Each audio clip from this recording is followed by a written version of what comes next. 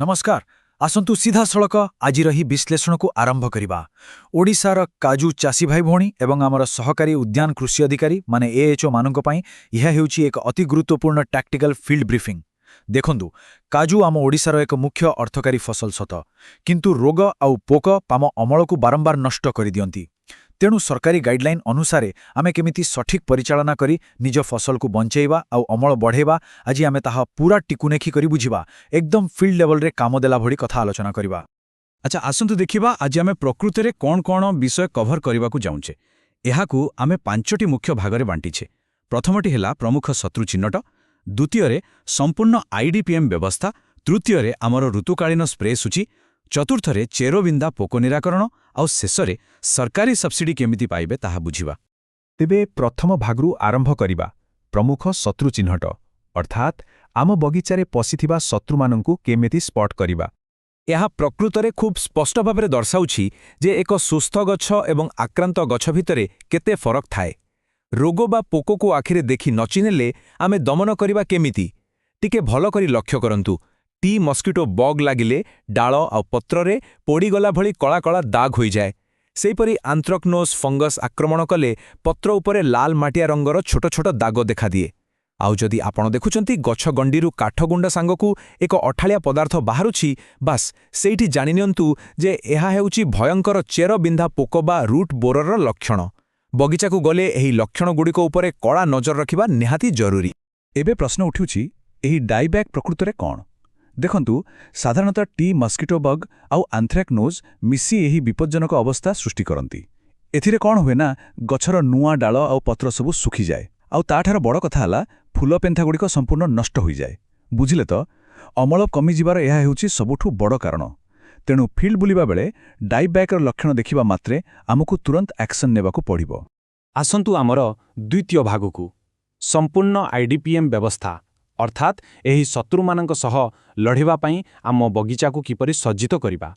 ଏବେ ଏହାର ସବୁଠାରୁ କୌତୂହଳପୂର୍ଣ୍ଣ ଦିଗଟି ହେଉଛି ଆମର ବଜେଟ୍ ଆଲୋକେସନ୍। ସରକାର ପ୍ରତି ହେକ୍ଟର ପିଛା 5,000 ଟଙ୍କାର ଏକ ସ୍ୱତନ୍ତ୍ର ପ୍ୟାକେଜ ପ୍ରସ୍ତୁତ କରିଛନ୍ତି ଆଉ ଏହାକୁ ବହୁତ ବୈଜ୍ଞାନିକ ଉପାୟରେ ବଣ୍ଟାଯାଇଛି। ହିସାବଟା ଟିକେ ଦେଖନ୍ତୁ। ଟି ମସ୍କିଟୋ ବଗ୍ ପାଇଁ 1,500 ଟଙ୍କାର କୀଟନାଶକ, ଚେରବିନ୍ଧା ପୋକ ପାଇଁ 800 ଟଙ୍କାର ବାୟୋପେଷ୍ଟିସାଇଡ୍ସ, ରୋଗ ନିୟନ୍ତ୍ରଣ ପାଇଁ 1,000 ଟଙ୍କାର ଫଙ୍ଗିସାଇଡ୍ସ, ପୋକର ଗତିବିଧି ଜାଣିବା ପାଇଁ 1,000 ଟଙ୍କାର ଷ୍ଟିକି ଟ୍ରାପ୍ସ ଆଉ ସାଧାରଣ ପୋକ ପାଇଁ 700 ଟଙ୍କାର ନିମ୍ମ ତେଲ। ଦେଖିଲେ ତ, ମାନେ କେବଳ ଗୋଟିଏ ପ୍ରକାର ଔଷଧ ମାରିଦେଲେ ଚଳିବନି। ସବୁ ପ୍ରକାର ବିପଦକୁ ସାମ୍ନା କରିବା ପାଇଁ ଆମ ପାଖରେ ଏକ ବାଲାନ୍ସଡ୍ ପ୍ଲାନ୍ ରହିବା ଦରକାର। ଆଉ ହଁ, ସ୍ପ୍ରେ କରିବା ବେଳେ ସୁରକ୍ଷା ପୋଷାକ ପିନ୍ଧିବାକୁ ଜମାରୁ ଭୁଲିବେନି। ଏବେ ଯିବା ତୃତୀୟ ଭାଗକୁ, ଋତୁକାଳୀନ ସ୍ପ୍ରେ ସୂଚୀ ଅର୍ଥାତ୍ କେଉଁ ସମୟରେ ଠିକ୍ କାଉଣ୍ଟର ଆଟାକ୍ ବା ପ୍ରତି ଆକ୍ରମଣ କରିବେ। କାରଣ ଦେଖନ୍ତୁ, ଖାଲି ଘରେ ଔଷଧ ଆଣି ରଖିଦେଲେ ହେବନି। ଟାଇମିଂ ହେଉଛି ସବୁକିଛି। ଗଛର କେଉଁ ଅବସ୍ଥାରେ କେଉଁ ଔଷଧ ସ୍ପ୍ରେ କରିବେ ତାହା ହିଁ ଏକ ସଫଳ ଅମଳର ପ୍ରକୃତ ରହସ୍ୟ। ଏହି ତିନୋଟି ପର୍ଯ୍ୟାୟକୁ ଏକଦମ ମନେ ରଖନ୍ତୁ। ଷ୍ଟେଜ୍ 1 ଅକ୍ଟୋବର ନଭେମ୍ବର ମାସରେ ଯେତେବେଳେ ଗଛରେ ନୂଆ ନୂଆ ପତ୍ର ଆସୁଥାଏ, ସେତେବେଳେ ଲାମ୍ବଡ଼ା ସାୟାଲୋଥ୍ରିନ୍ ସ୍ପ୍ରେ କରି ନୂଆ ପତ୍ରକୁ ଟି ମସ୍କିଟୋ ବଗ୍ଠାରୁ ବଞ୍ଚାନ୍ତୁ। ଷ୍ଟେଜ୍ 2 ଡିସେମ୍ବର ଜାନୁଆରୀରେ ଯେତେବେଳେ ଫୁଲ ଧରେ, ଏହି ସମୟଟା ବହୁତ କ୍ରିଟିକାଲ। ତେଣୁ ଆସିଟାମିପ୍ରିଡ୍ ସ୍ପ୍ରେ କରନ୍ତୁ, ଯାହାଦ୍ୱାରା ଫୁଲ ପେନ୍ଥା ଶୁଖିବ ନାହିଁ। ଆଉ ଶେଷରେ ଷ୍ଟେଜ୍ 3 ଫେବୃଆରୀ ମାର୍ଚ୍ଚ ମାସରେ ଫଳ ଆସିବା ବେଳେ ଦରକାର ପଡ଼ିଲେ ପୁଣିଥରେ ଲାମ୍ବଡ଼ା କିମ୍ବା ପ୍ରୋଫେନୋଫସ୍ ସ୍ପ୍ରେ କରିଦିଅନ୍ତୁ। ବାସ୍ ଏହି ସିଡ୍ୟୁଲ୍ ମାନିଲେ ଆପଣଙ୍କ ଫସଲ ପୁରା ସୁରକ୍ଷିତ। ଆଉ ଗୋଟିଏ ଛୋଟ କିନ୍ତୁ ଅତି ଜରୁରୀ ଟାକ୍ଟିକାଲ ଆଡଜଷ୍ଟମେଣ୍ଟ ଉପରେ ଟିକେ ଧ୍ୟାନ ଦିଅନ୍ତୁ। ଯଦି ସେହି ଅକ୍ଟୋବର ନଭେମ୍ବର ମାସରେ ପ୍ରଥମ ସ୍ପ୍ରେ ବେଳେ ଆପଣଙ୍କୁ ଆନ୍ଥ୍ରାକ୍ନୋଜ ରୋଗର ସେହି ଲାଲ ମାଟିଆ ଦାଗ ଦେଖାଯାଉଛି, ତେବେ ଜମା ଡେରି କରନ୍ତୁ ନାହିଁ। ପ୍ରତି ଲିଟର ପାଣିରେ 2.5 ଗ୍ରାମ ହିସାବରେ କପର ଅକ୍ସିକ୍ଲୋରାଇଡ୍ ମିଶାଇ ସଙ୍ଗେ ସଙ୍ଗେ ସିଞ୍ଚନ କରନ୍ତୁ। ଏହା ହେଉଛି ଆମର ଅର୍ଲି ଡିଫେନ୍ସ ବା ପ୍ରାରମ୍ଭିକ ସୁରକ୍ଷା। ରୋଗ ବ୍ୟାପିବା ପୂର୍ବରୁ ଏହାକୁ ମୂଳରୁ ଶେଷ କରିଦେବ। ଚତୁର୍ଥ ଭାଗ, ସେହି ଭୟଙ୍କର ଚେରବିନ୍ଧା ପୋକର ନିରାକରଣ। ଏଠାରେ ଆମେ ଯାନ୍ତ୍ରିକ ଏବଂ ଜୈବିକ ଉପାୟକୁ ମିଶାଇ କାମ କରିବା। ଦେଖନ୍ତୁ, ଏହି ପୋକଟି ହେଉଛି ଗଛ ପାଇଁ ଏକ ନୀରବ ଘାତକ। ବାହାରକୁ ଜଣାପଡ଼ିବନି, କିନ୍ତୁ ଭିତରୁ ଭିତରୁ ଗଛକୁ ପୁରା ଖୋକୁଲା କରିଦେବ। ଏହାକୁ ବାହା କରିବାକୁ ହେଲେ ପ୍ରଥମ ପଦକ୍ଷେପ ହେଲା ଯାନ୍ତ୍ରିକ ଉପାୟ ଅର୍ଥାତ୍ ନିଜ ହାତରେ କାମ କରିବାକୁ ପଡ଼ିବ। ଗଛ ଗଣ୍ଡିର ଯେଉଁ ସ୍ଥାନରୁ ଅଠା ବା କାଠଗୁଣ୍ଡା ବାହାରୁଛି, ସେଇଠି ଏକ ଛେଣି ସାହାଯ୍ୟରେ ସାବଧାନର ସହ ଗଣ୍ଡିକୁ ଟିକେ କାଟି ଭିତରେ ଥିବା ସେହି ମୋଟା ପୋକ ବା ଗ୍ରବ୍କୁ ଟାଣି ବାହାର କରି ମାରିଦିଅନ୍ତୁ।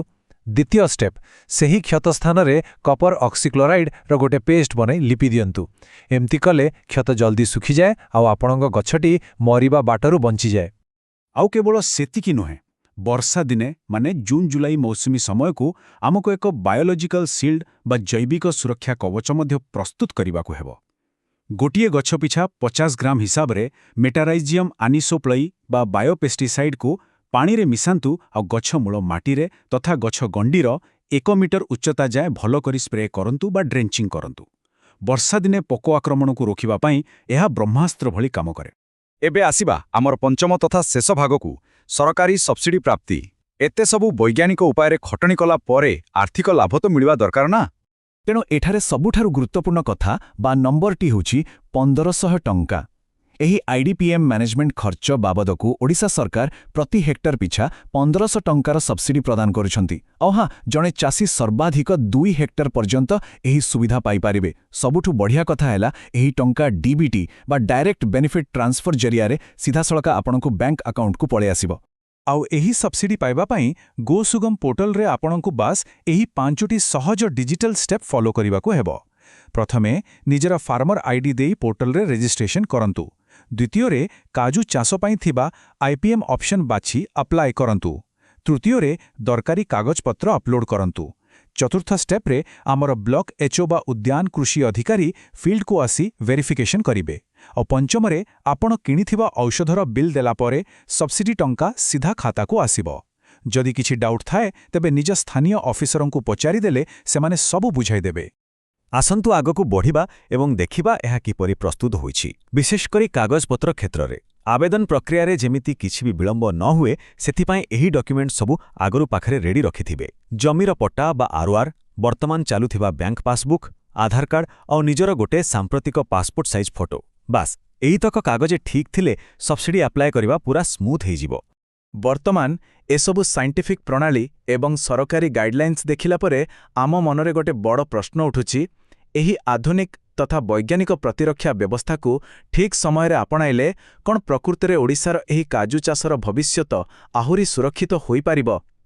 निश्चित भावरे संपूर्ण 100%, कारण सठिक ज्ञान एवं सठिक समय रे निया जाइथिबा एक्शन ही हेउछि बंपर अमलर एकमात्र चाबिकाठी।